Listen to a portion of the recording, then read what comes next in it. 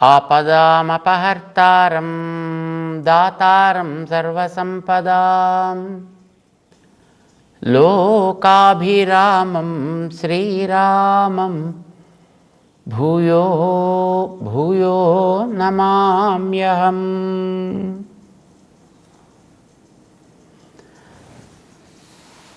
జయ శ్రీమన్నారాయణ. ప్రియ భగవద్బంధువులారా,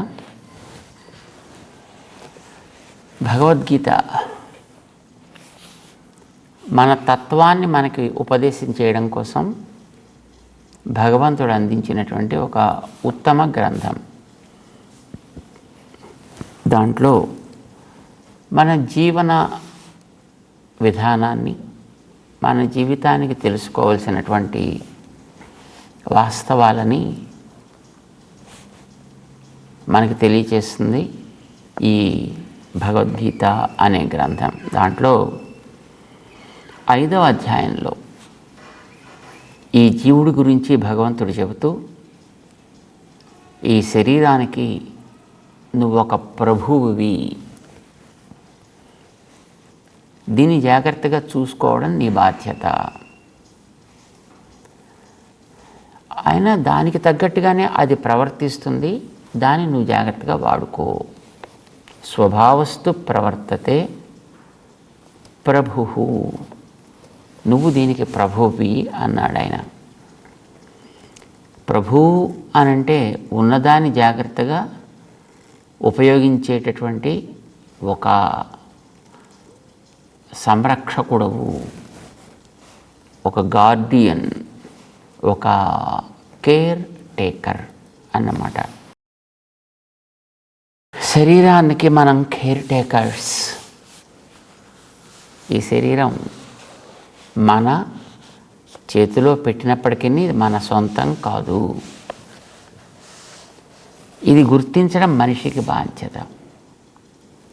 5వ అధ్యాయంలో దీంట్లో నువ్వు పని చేసేటప్పుడు చేసేటటువంటి పనిని ఎక్కడ ఎవరికి అప్పగించి అట్లా చేయాలి అనే విషయాన్ని స్పష్టం చేస్తూ, అందులో 14వ శ్లోకంలో న కర్తృత్వం న కర్మాణి లోకస్య సృజతి ప్రభుః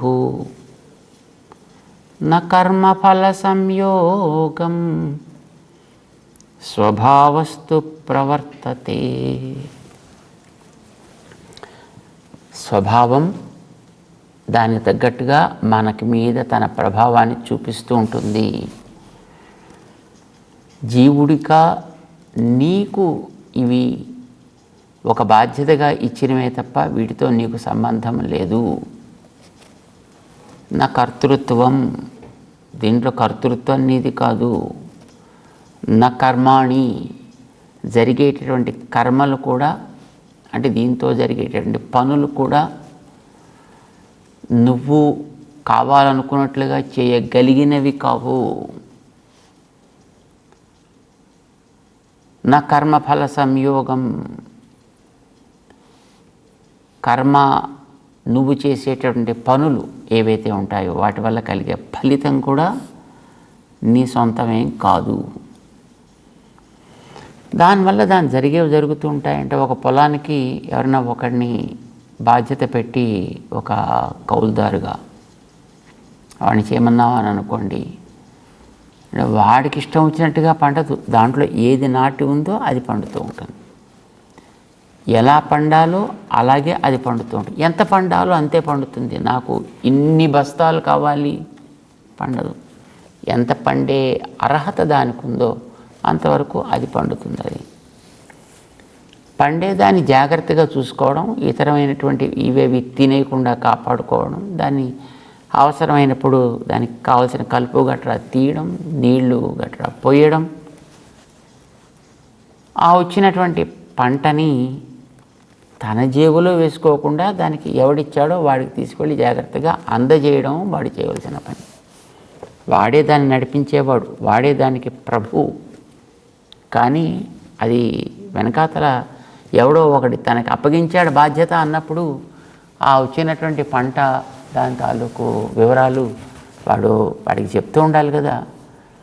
నేను దీంట్లో ఉన్నాను, అంతా నేనే చేస్తున్నాను కదా, దున్నేవాడిదే భూమి అన్నాడు అనుకోండి, ప్రమాదం అన్నమాట. దున్నేవాడిదే భూమి కాదు, ఆ భూమి మీద వాడు దున్నడానికి తగ్గట్టుగా వాడికి కొంత నియమ వ్యవస్థని ఏర్పాటు చేసి వాడిని దాంట్లో పెట్టాడు. అయ్యా నువ్వు ఈ పని చేయి, దాంట్లో వచ్చేదాంట్లో నీకెంత ఇస్తా, నువ్వు ఇంత వాళ్ళకి ఖర్చు పెట్టాలి, మిగతా ఇంత పట్టుకొచ్చి జాగ్రత్తగా దాన్ని ఇచ్చిన వాడెవడో వాడికి నువ్వు అప్పగించాలి. ఎందుకోసమనంటే మొట్టమొదట వాడి దీంట్లోకి రావడానికి పూర్వం వాడి దగ్గర ఏం లేదు కర్తృత్వం. జీవుడికి దేహానికి రావడానికి పూర్వం కేవలం జ్ఞానానికి ఆశ్రయం అయి మాత్రమే ఉంటాడు జీవుడు. జ్ఞానాశ్రయుడైనటువంటి జీవుడికి ఇప్పుడు ఈ పని చేయవలెను, ఇలా చేయవలెను. దేన్ని బట్టి వచ్చేవి? సహజంగా జీవుడు శుద్ధుడు, ఏమీ ఉండదు వాడికి. దేహం వల్ల వాడికి ఒక పేరు వస్తుంది, దేహం వల్ల వాడికి ఒక కర్తృత్వం వచ్చింది అంటే అది వాడికి పర్మనెంట్ కాదు అని అర్థం. వాడు ఇప్పుడు మానవ శరీరంలోకి వచ్చాడంటే మానవుడిగా చేసేటువంటి విధులు వాడికి ఏర్పడతాయి. అది తర్వాత పోతుంది, మళ్ళీ అది ఎప్పుడూ ఉండదు కదా, కొంతకాలం ఉంటుంది. తర్వాత మళ్ళీ ఇంకొక ఏదో జంతు శరీరం వచ్చింది అనుకుందాం, తత్ప్రయుక్తమైనటువంటి కొన్ని విధులు వాడికి ఏర్పడతాయి. వృక్ష శరీరం వస్తే దానికి తగ్గట్టుగా వాడు ఉండాల్సి వస్తుంది. దేవతా శరీరం వస్తే దానికి తగ్గట్టుగా వాడు ఉండాల్సి వస్తూ ఉంటుంది. కనుక మారేటటువంటి శరీరాలను బట్టి వాడికి విధులు మారుతూ ఉంటాయి. ఏ శరీరంలో వాడు ఉన్నప్పుడు ఆ శరీర ప్రయుక్తమైనటువంటి పనులు మాత్రం వాడు చేస్తాడు. ఆ శరీరాన్ని మాత్రం వాడు తనది అని అనుకోగలుగుతాడు. ఈ శరీరం అనేది భగవంతుడు అందంగా పెంచుకున్న తోటలో ఉండే ఒక మొక్క. ఈ తోటంతా వాడిది. పెయిద కావు కండీర్ అంటారు ఆళ్వార్లు. ఆయన పెంచుకున్నటువంటి ఒక అద్భుతమైనటువంటి తోట. ఆ తోటలో ఒక చెట్టు, ఆ చెట్టుకి కొన్ని పువ్వులు కాయలు గట్రా వస్తుంటాయి. అందులో నువ్వు ఉన్నావు.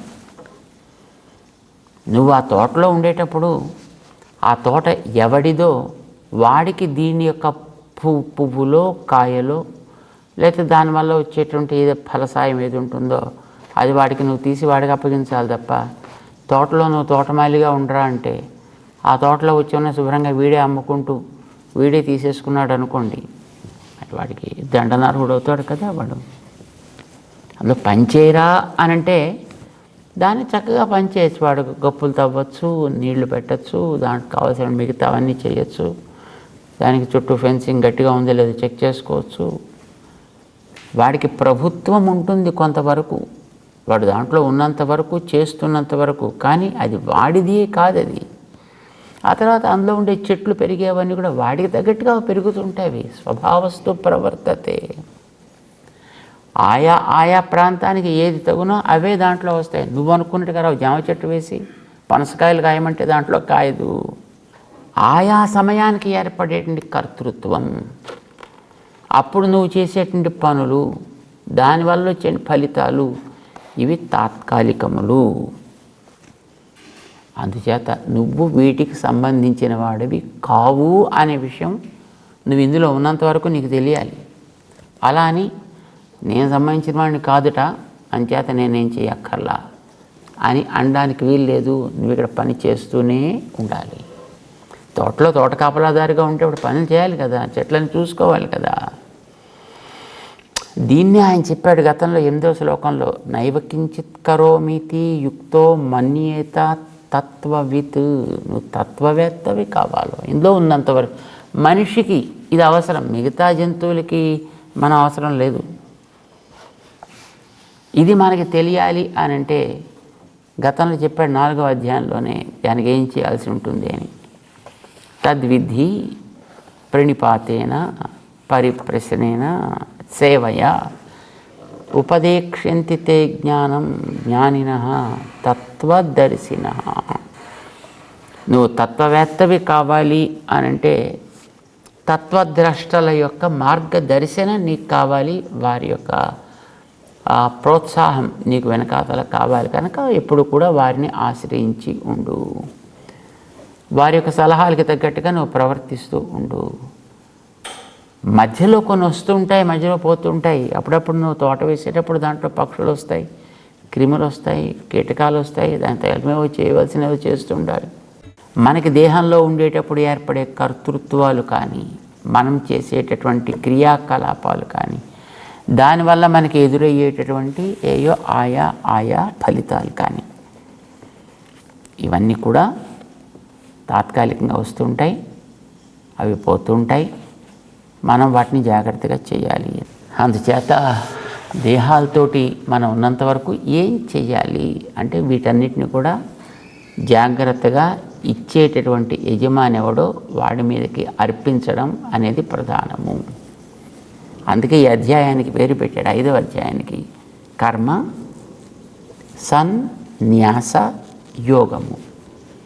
మనం చేసేటటువంటి పనులు వీటన్నిటిని కూడా వెనకాతల యజమాని ఎవడో దీనికి వాడి యందు సమర్పణ చేసి జాగ్రత్తగా ప్రవర్తించు. అయితే ఇలా ప్రవర్తించేటప్పుడు మధ్యలో మనందరికీ కూడా తెలియకుండానే ఒక్కొక్కసారి అహంకారం, ఒకసారి గర్వం, ఒకసారి కోపము, ఒకసారి తాపము, వాడెవడో ఏదో చేశాడు నాకు, వీడెవడో ఏదో చేశాడు నాకు అంటూ ఎవడో ఒకడి మీదకి మనకి ఒక నిందారోపణ వెయ్యాలని అనిపిస్తుంది. అనుకూలం కానివి జరిగినప్పుడు, అనుకూలమైనవి జరిగినప్పుడు ఎదటివాడి వల్లే జరిగినప్పటికీ కూడా వాడికి క్రెడిట్ ఇవ్వాలి అని అనిపించదు. అది బలవంతంగా లాగి తన మీదే వేసుకోవాలి అని అనిపిస్తుంది. దీనికి 15వ శ్లోకంలో చక్కగా కృష్ణుడు ఒక మంచి ఉపదేశం చేశాడు. నాదత్తే కస్యచిత్ పాపం నచైవ సుకృతం విభుః అజ్ఞానేనావృతం జ్ఞానం తేన ముహ్యంతి జంతవః. అజ్ఞానేన ఆవృతం జ్ఞానం. మనకుండే జ్ఞానం అజ్ఞానం యొక్క ఆధిక్యం చేత అది పూర్తిగా మూసుకుపోతే మనకి ఉండవలసిన దాన్ని, చూడవలసిన దాన్ని సవ్యంగా చూసే యోగ్యత కోల్పోయి ముహ్యంతి, మనకు కూడా మోహం కలుగుతుంది. అప్పుడు వీడి మీదో వాడి మీదో ఏదో పెట్టాలని అనిపిస్తుంది. కానీ ఆయన నాదత్తే కస్యచిత్ పాపం న సుకృతం. వీడు ఎవడి వల్ల మనకు వచ్చే ఒకటి లేదు లాభం, ఎవడి వల్ల మనకు వచ్చేటటువంటి పాపము లేదు, దుఃఖము లేదు. వాడెవడో చేశాడు కనుక నాకేదో వచ్చిందనో, నేనేదో చేశాను కనుక వాడికి ఏదో వచ్చిందనో, సుకృత దుష్కృతాలని మనం మెల్లిగా ఇటు అటు మార్పిడి చేసేటటువంటి ప్రయత్నం చేస్తుంటాం. ఎవడు చేసిన కర్మ వాడనుభవించక ఎప్పుడైనా తప్పదన్నా మనం వింటూ ఉంటాం. ఏదైనా మనం చేసుకున్నదేదో అది మనకు వస్తుంది తప్ప ఎవడో చేసింది మన మీద పడదు. మనం చేసింది అయ్యో నేను ఇలా చేసి ఉండాల్సిందండి, వాడికి అలా అయిపోయింది, వాడికి నేను ఇలా చేసి ఉంటే వాడికి అలా అయ్యి ఉండేది కాదేమో, లేదా వాడికి ఇలా అయ్యి ఉండేదేమో. ఇలాగా సాధారణంగా కొంతమంది ఎప్పుడో జరిగిన వాటి మళ్ళీ అవేవే తలుచుకుంటూ అయ్యో మా పెద్దవాళ్ళు ఇలా అయిపోయారండి, మా అమ్మగారు మా నాన్నగారు ఇలా అయిపోయింది, లేదా మా తాతగారు ఇలా అయిందండి, అప్పుడు ఇలాగా హాస్పిటల్లో పెట్టామండి, అసలు అలా పెట్టకుండా ఉంటే బాగుండేదేమో అండి, మాకు ఇప్పటికీ మనసులో కష్టంగా ఉందండి, దుఃఖం వస్తుందండి, మర్చిపోలేకపోతున్నానండి, అది అలా మేము పెట్టకుండా ఉంటే బాగుండేది, పెట్టకుండా ఉంటే బాగుండేదేమో ఇప్పుడు అనుకుంటాను. ఎప్పుడో 1 ఏడాది క్రితం, 2 ఏళ్ళ క్రితం, 3 ఏళ్ళ క్రితం అప్పుడు జరగవలసింది ఏదో అప్పుడు పోయింది. దాన్ని నువ్వు ఇప్పుడు అనుకుని అబ్బా నేను మర్చిపోలేకపోతున్నాను. నువ్వు మర్చిపోలేక మాత్రం నువ్వు చేయగలిగింది ఏముంది కనుక? ఏమీ లేదు దాంట్లో. అందుచేత నువ్వు ఏది అవసరమో దానిని, ఎలా అవసరమో అట్లా దాని గురించినటువంటి తెలివి ముందర నీకు కలగాలి. అది నీ చుట్టూ ఉండేటటువంటి నిన్ను నడిపించేటటువంటి తత్వద్రష్టల ఉపదేశాన్ని నువ్వు తీసుకుని నువ్వు కూడా తత్వవిత్ కావాలి. నువ్వు విభువి, ఏ దేహంలో ఉన్నావో ఆ దేహం అంతటా నువ్వు వ్యాపించి ఉంటావు నీకుండేటటువంటి జ్ఞానము చేత. జీవుడికి మంచి పేరు పెట్టేటటువంటి కృష్ణుడు దాంట్లో, నాదత్తే కస్యచిత్ పాపం నచైవ సుకృతం. ఎవడిది కూడా సుకృతాన్ని కానీ దుష్కృతాన్ని కానీ వీడేం తీసుకోడు, వీడు ఒకడికి ఇవ్వడు. వీడు విభువు. విభువు అంటే వ్యాపించినవాడు అని అర్థం. ఎంత వ్యాపించినవాడు, ఎక్కడ వ్యాపించినవాడు? ఏ దేహంలో ఉంటే ఆ దేహం అంతా వ్యాపిస్తాడు. దర్శనాల్లో మనకి వేద బాహ్యమైనటువంటి ఒక దర్శనం ఉంది. ఆర్హులు అని అంటారు వాళ్ళని, ఆర్హతులు అని కూడా అంటారు. ఎంత దేహం వస్తే జీవుడు అంత ఉంటాడండి, అంత అవుతాడు అని అంటారు వాళ్ళు. అంటే వీడికి ఒక దోమ శరీరం వచ్చిందనుకోండి ఒక జీవుడికి, సహజంగా అయితే జీవుడు చాలా అతి సూక్ష్మమైన వాడు అనేది భగవద్గీత చెప్తోంది.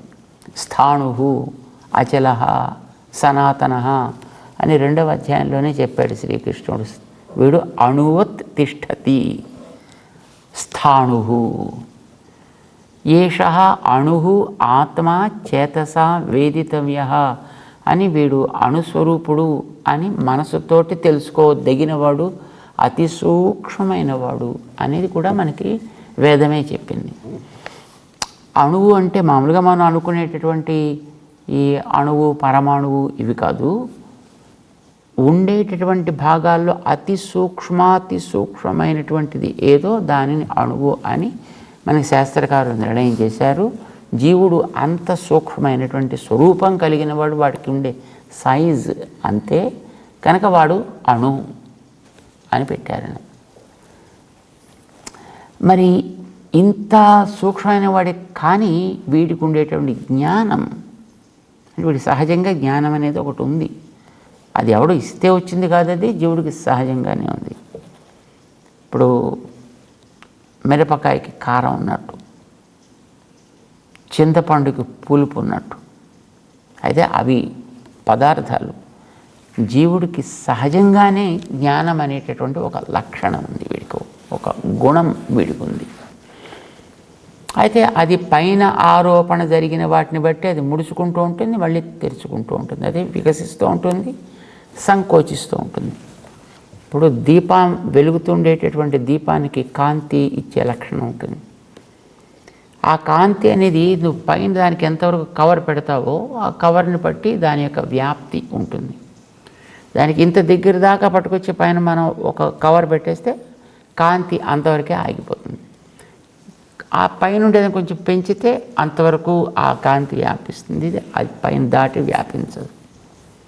అట్లాగా జీవుడికి ఉండేటువంటి జ్ఞానం కూడా ఏ శరీరం వీడు ధరిస్తే ఆ శరీరం అంతా వ్యాపిస్తుంది. సహజంగా మాత్రం వాడు అణువే అయి ఉంటాడు. జ్ఞానం పెరుగుతూ తరుగుతూ ఉంటుంది అనేది మనకి వేదాంతులు మన పెద్దలు అంగీకరించినటువంటిది విధానం. కానీ కొన్ని దర్శనాల్లో వాళ్ళు ఏమంటారంటే ఎంత శరీరం ఉంటే వీడు అంతవాడు అవుతాడు అని. అంటే దోమ శరీరం అయితే వీడు దోమ అంత అవుతాడు, ఈగ శరీరం వస్తే అది ఈగంత అవుతాడు, మానవ శరీరం వస్తే మనిషి అంత అవుతాడు. ఏదో జంతువు శరీరం వచ్చిందనుకోండి, జిరాఫీలాగా అంత పొడుగుండేది అంత పొడుగు అవుతాడు. చెట్టు శరీరం వస్తే చెట్టు అంత అవుతాడు. ఎంత శరీరం అయితే అంతంత సైజు వాడికి అవుతూ ఉంటుంది అని అంటారన్నమాట. అది ఒక దర్శనం వాడిది. అలాగా మధ్యమ పరిమాణము అని అంటారు దాన్ని. అయితే దాని తర్వాత మన వేదాంతులు, వేదాన్ని విశ్వసించినటువంటి మహనీయులు దాన్ని ఆక్షేపిస్తారు, దాన్ని అంగీకరించరు. ఎక్కడ మనకి దానికి ప్రమాణాలు వేదాల్లో కనిపించట్లేదు కనుక. ఎందుకని అది కంటికి కనిపించే వస్తువు కాదు. కంటికి కనిపించే అయితే మనకి శాస్త్రాల్లోకి పోనేక్కర్లేదు, అప్పుడు మనకి వేదాలు చెప్పక్కర్లేదు. కానీ ఆత్మ అనేటువంటిది కంటికి కనిపించేది కాదు. ఆ మధ్యమ పరిమాణము అని చెప్పేవాడు కూడా దాన్ని చూపించడం చేత కాదు. కానీ వాళ్ళు ఊహతోటి అది అలా ఉండొచ్చును అని చెప్తారు, కానీ దానికి మన వాళ్ళు అంగీకరించారు. ఎందుకని అంగీకరించరు? 2 కారణాలు. ఒకటి, శాస్త్రం చెప్పలేదు కనుక. రెండవది, ఊహకి కూడా సక్రమంగా అది తోచదు కనుక. ఇప్పుడు దోమ శరీరంలో ఉండేటువంటి వాడు ఈగ శరీరంలోకి వస్తే కొంచెం ఇంత పెరగాల్సి వస్తుంది, వాడు మనిషి శరీరంలోకి వస్తే ఇంకొంచెం పెరగాల్సి వస్తుంది. పర్వాలేదు, సరే పెరుగుతాడు.